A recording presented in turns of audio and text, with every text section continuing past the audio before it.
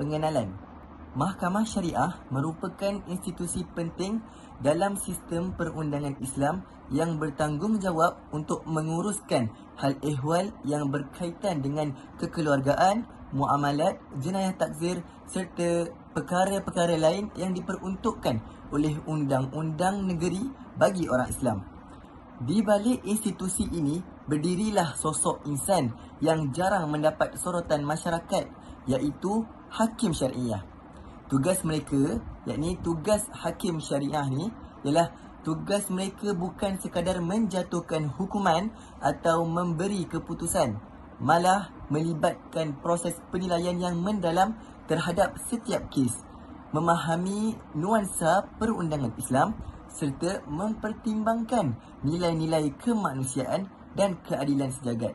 Hakim Syariah, yakni Hakim Syariah, memikul amanah yang sangat besar bukan sahaja kepada manusia tetapi juga kepada Allah Subhanahu Wa Taala dalam setiap keputusan yang hakim itu buat. Mereka berhadapan dengan tanggungjawab moral dan hukum yang memerlukan ketelitian yang tinggi, kebijaksanaan serta integriti yang tinggi. Namun begitu, dalam menjalankan tugas yang dianggap sebagai satu ibadah ini, para hakim tidak terlepas dengan pelbagai cabaran. Mereka berdepan dengan persepsi masyarakat, ketidaksefahaman terhadap bidang kuasa mahkamah syariah, kekangan sumber manusia dan kewangan, serta kes-kes yang semakin kompleks seiring perubahan zaman. Majalah ini, yakni majalah yang kami buat ini, bertujuan untuk menyelami dunia di sebalik jubah hakim. Sebuah dunia yang penuh dengan pertimbangan, dilema dan pengorbanan. Ia bukan hanya mempertengahkan peranan dan tanggungjawab hakim itu sendiri, tetapi juga menyorot isu-isu kritikal yang sering membelenggu institusi kehakiman syariah. Dengan memberikan ruang kepada suara dan pengalaman mereka yang terlibat secara langsung ataupun tidak dalam sistem ini, kita diharapkan akan lebih menghargai dan memahami betapa pentingnya sokongan terhadap mahkamah syariah ini dalam menjalin atau menjamin keadilan yang menyeluruh kepada umat Islam.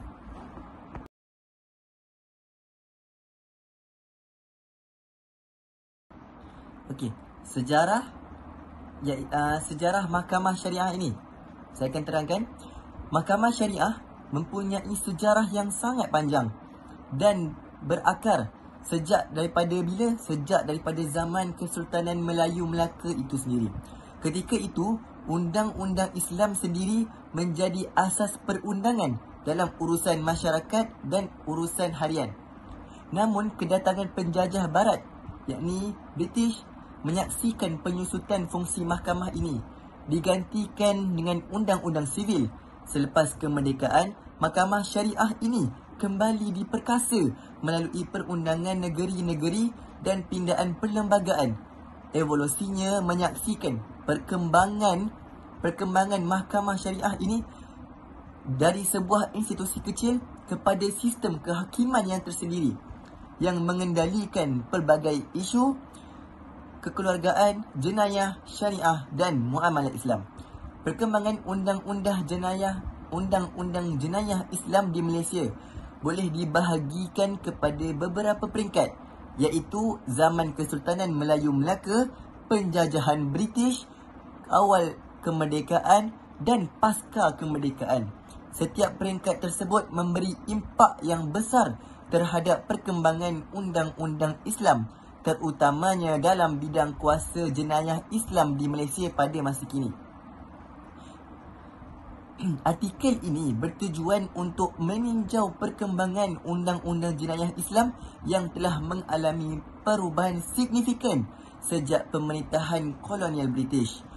Metodologi yang digunakan adalah kualitatif dan pendekatan analisis kandungan di dalam ini, di mana data dikumpulkan dan dianalisis melalui dokumen undang-undang dan juga kajian, kes dan sumber lain untuk mendapatkan pemahaman yang mendalam mengenai perkembangan undang-undang jenayah dalam Islam. Hasil kajian mendapati bahawa perkembangan undang-undang jenayah syariah bukan sahaja melibatkan pengkanunan undang-undang tetapi juga merangkumi aspek pentadbiran undang-undang jenayah Islam.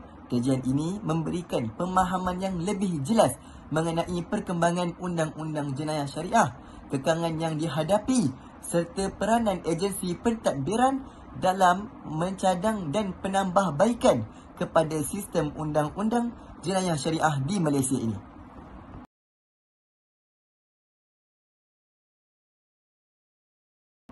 Antara tugas, amanah dan etika. Kupasan tentang peranan moral dan profesional seorang hakim syariah itu sendiri. Hakim adalah jabatan yang paling mulia di sisi Allah SWT. Namun penuh risiko dan tantangan. Kerana risiko yang begitu besar, para intelektual hukum Islam telah menetapkan syarat-syarat yang harus dipenuhi untuk dapat menduduki jabatan hakim itu sendiri dan merumuskan etika-etika tertentu sebagai pegangan para hakim sehingga tidak keluar dari rambu-rambu yang telah digariskan oleh Allah dalam Al-Quran dan juga hadis. Seorang hakim harus memiliki nilai-nilai etis yang akan mendukung profesinya dan menunjukkan wibawa hukum di mata masyarakat itu sendiri untuk kemudian dipertanggungjawabkan kepada Allah Subhanahu Wa Taala dan masyarakat, sehingga penegakan supremasi dan kepastian hukum tidak hanya sebatas angan-angan dan retorika semata.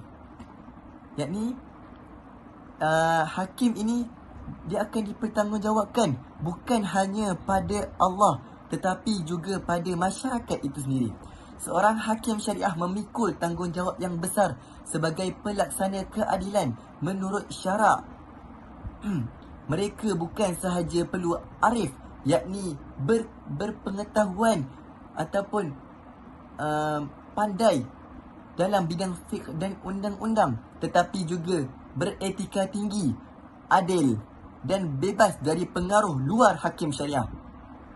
Membuat keputusan dalam kes melibatkan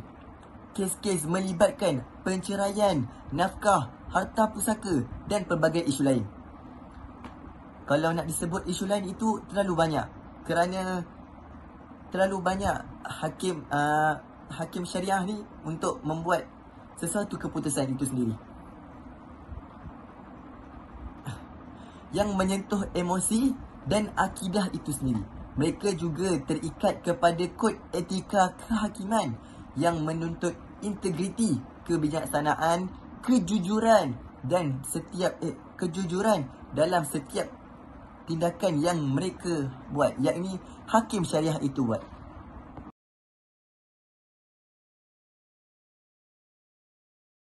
Assalamualaikum warahmatullahi wabarakatuh. Jadi nama saya Muhammad Arif Izzuddin bin Muhammad Zaki, nombor matrik 076170. Jadi insya-Allah saya akan terangkan tentang bidang kuasa mahkamah syariah. Jadi dalam subtopik ni apa yang kita perlu tahu adalah pentadbiran keadilan jenayah syariah perlu berpaksi kepada Al-Quran dan As-Sunnah. Tujuannya adalah untuk mencapai kebahagiaan di dunia dan juga di akhirat. Jadi asas ni dapat dikenal pasti dengan melihat kepada matlamat utama syariah yang juga disebut sebagai maqasid asy-syariah. Jadi menegakkan keadilan ialah satu matlamat asas syariah yang memerlukan pelantikan hakim yang bertakwa di samping arif dalam syariah. Maka ini merumuskan bahawa kebenaran dan juga keadilan ni yang pasti adalah berdasarkan acuan Islam dan perlu dipastikan pentadbiran keadilan jenayah syariah mengikut acuan Islam ni. Jadi mahkamah syariah ni mempunyai bidang kuasa khusus yang tertakluk kepada orang Islam sahaja. Antara bidang utama ialah perkahwinan, penceraian, nafkah, jagaan anak, pewarisan, hibah, wakaf dan kesalahan jenayah syariah seperti khulwat, zina ataupun tidak menunaikan solat Jumaat. Ini banyak berlaku dalam kalangan anak muda sekarang ni kan. Jadi mahkamah ni juga tertakluk kepada had hukuman tertentu seperti yang ditetapkan oleh Akta Mahkamah Syariah, iaitu bidang kuasa jenayah 1965, tidak lebih daripada 3 tahun penjara, denda RM5,000 dan 6 sebatan.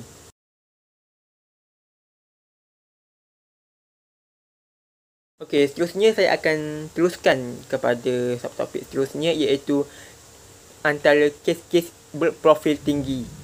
Jadi, kita terus menelusuri keadilan daripada perspektif syariah. Okey, beberapa kes Mahkamah Syariah telah mendapat perhatian nasional kerana melibatkan selebriti, orang kenamaan ataupun isu yang menyentuh sensitiviti agama kita sendiri, iaitu agama Islam.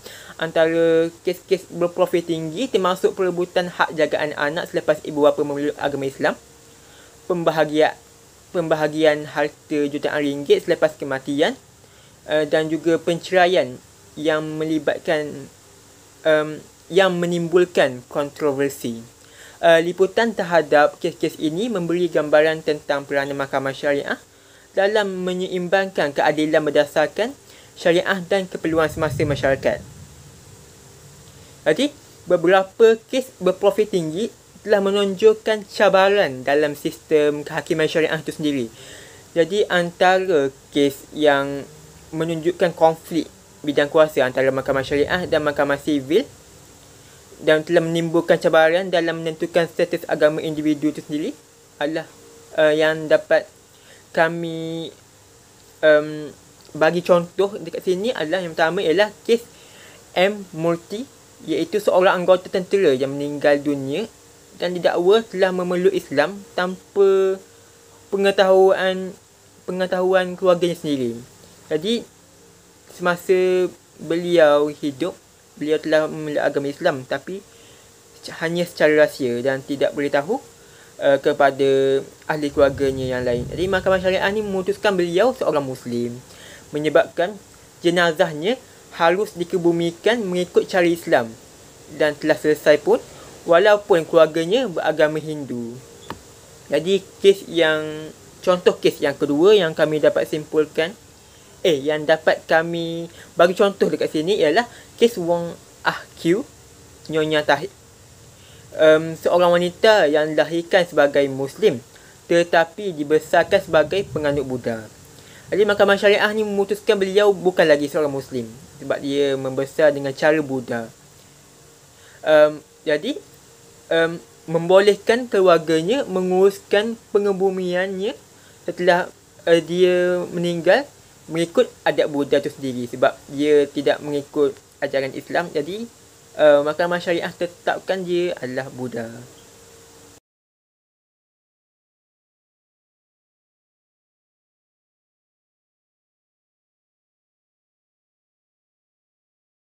Seterusnya yang saya ingin terangkan adalah cabaran semasa bagi Mahkamah Syariah ni.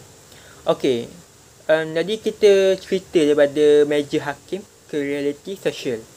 Jadi dalam Mahkamah Syariah ni terdapat banyak jugalah cabaran. Sama juga seperti mahkamah lain, tetapi Mahkamah Syariah ni sendiri tidak terlepas daripada berbagai masalah yang dihadapi. Jadi walaupun Mahkamah Syariah ni memainkan peranan penting, ia tidak terlepas daripada pelbagai cabaran lah. Maksudnya, antara isu utama termasuk kekurangan pegawai mahkamah yang terlatih, infrastruktur terhad, peruntukan kewangan yang tidak mencukupi dan persepsi awam yang salah tentang upayaan Mahkamah Syariah ni sendiri. Jadi dalam masa yang sama, realiti sosial seperti peningkatan kes penceraian, konflik keluarga dan isu peralihan agama juga memberi tekanan kepada institusi ini untuk berfungsi secara efisien dan berperi kemanusiaan. Jadi antara cabaran Mahkamah Syariah hadapi antaranya ialah ketidakseragaman undang-undang syariah antara negeri. Jadi setiap negeri di Malaysia mempunyai enakmen syariah tersendiri, menyebabkan perbezaan dalam peruntukan dan hukuman bagi kesalahan yang sama. Perbezaan ini menimbulkan ketidakadilan tertuduh yang melakukan kesalahan serupa di negeri yang berbeza. Jadi seterusnya, cabaran lainnya adalah seperti persepsi masyarakat terhadap mahkamah syariah ni sendiri. Terdapat tanggapan bahawa mahkamah syariah ni kurang berwibawa berbanding mahkamah sivil, terutama apabila keputusan mahkamah syariah dicabar di mahkamah sivil.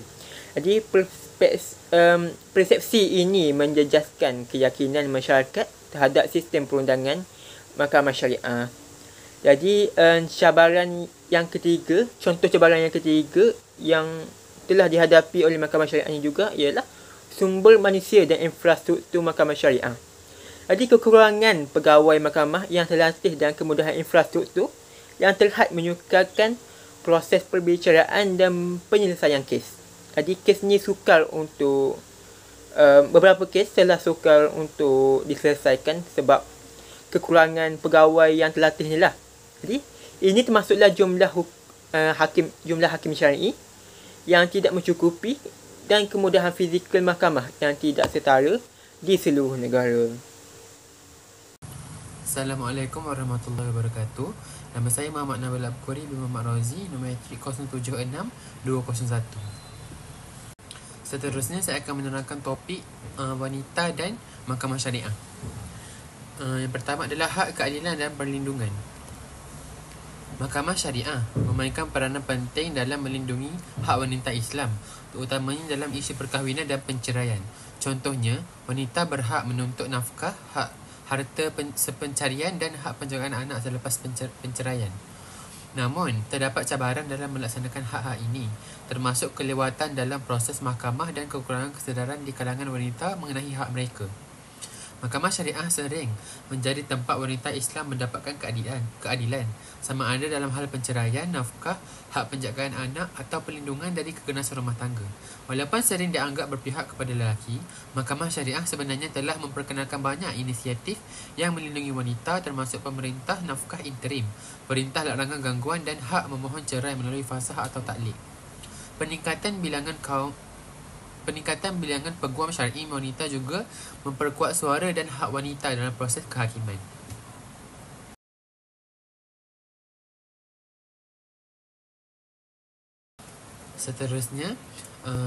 Topik seterusnya iaitu perbezaan antara keadilan dalam perspektif syariah dan sivil. Yang pertama adalah suatu perbandingan antara dua ni. Sistem perundangan di Malaysia terdiri daripada dua sistem utama. Yang pertama adalah mahkamah sivil, yang kedua adalah mahkamah syariah. Mahkamah sivil adalah berdasarkan Perlembagaan Persekutuan dan Undang-Undang Sivil. Sistem ini menangani kes-kes jenayah dan sivil yang melibatkan kesemua rakyat Malaysia tanpa mengira agama. Mahkamah syariah pula adalah berasaskan Al-Quran, Sunnah, Ijma' dan Qiyas. Mahkamah syariah mempunyai bidang kuasa terhad kepada umat Islam dalam isu-isu tertentu seperti perkahwinan, penceraian dan pewarisan. Perbezaan dalam bidang kuasa dan prinsip asas antara kedua-dua sistem ini kadang-kadang menimbulkan konflik, terutamanya apabila keputusan mahkamah syariah dicabar di mahkamah sivil. Keadilan menurut Islam memberikan penekanan kepada prinsip ihsan, kesaksamaan dan maqasid syariah. Dalam sistem sivil, keadilan ditentukan melalui peruntukan statutori dan presiden. Mahkamah syariah melihat keadilan dari sudut agama dan spiritual, manakala mahkamah sivil lebih tertumpu kepada hak dan undang-undang positif. Artikel ini dapat membandingkan kedua-dua sistem dalam konteks isu perkahwinan, penjagaan anak dan pemelukan agama, sambil menilai bagaimana kedua-dua berusaha menegakkan keadilan dari sudut yang berbeza. Bismillahirrahmanirrahim. Assalamualaikum warahmatullahi taala wabarakatuh. Nama saya Muhammad Hakimi bin Muhammad Asidin, nombor Kametrik 076155. Baiklah, pada hari ini saya akan menjelaskan tentang inovasi dan digitalisasi mahkamah syariah. Baiklah, dalam tajuk inovasi dan digitalisasi mahkamah syariah, dia merangkumi aspek menuju kecekapan baharu, iaitu dalam era teknologi, mahkamah syariah turut melangkah ke hadapan dengan memperkenalkan sistem e-syariah, e-filing, e-bicara dan penggunaan teknologi dalam pengurusan dokumen serta rekod kes. pandemik COVID-19 mempercepatkan penggunaan teknologi seperti persidangan video untuk perbicaraan dan pemfailan kes dalam talian. Usaha ini dapat meningkatkan kecekapan, menjimatkan masa dan kos serta memudahkan akses keadilan bagi masyarakat Islam khususnya di kawasan luar bandar. Apakah itu sistem e-syariah? Sistem e-syariah merupakan sebuah aplikasi government to citizen G2C yang bertujuan untuk memperkasa dan meningkatkan kecekapan pentadbiran mahkamah syariah di Malaysia iaitu Nolida Ramli ETL 2015-89. Pemakaian aplikasi e-syariah di mahkamah sudah melebihi 19 tahun dari tempoh ianya dilancarkan. Cadangan bagi mewujudkan satu sistem pengurusan kes mahkamah syariah berdasarkan sistem elektronik adalah berdasarkan hasil keputusan Mesyuarat Jemaah Menteri pada 13 Oktober 1999 iaitu Laban JKSNPP 8 September 2008.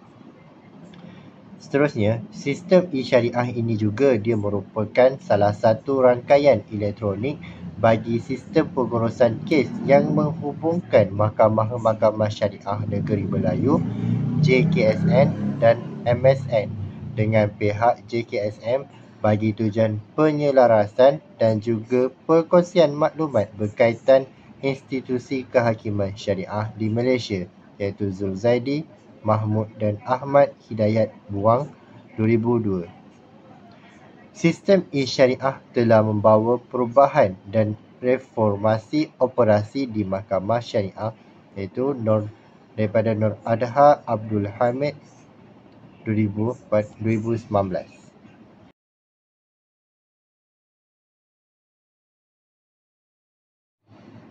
Ilahi sekali penutup.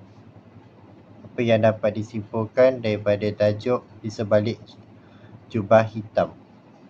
Setiap institusi keadilan bertunjangkan prinsip kebenaran dan mahkamah syariah tidak terkecuali. Dalam meniti arus pemodenan dan cabaran kontemporari, peranan hakim syariah semakin mencabar dan menuntut penglibatan yang lebih menyeluruh daripada semua pihak. Mereka bukan sahaja perlu memahami perundangan syariah dan sivil secara mendalam, tetapi mereka juga perlu bijak dalam menangani sensitiviti masyarakat, memahami konteks sosial semasa serta menjunjung nilai-nilai ihsan dan rahmah dalam setiap keputusan yang dibuat.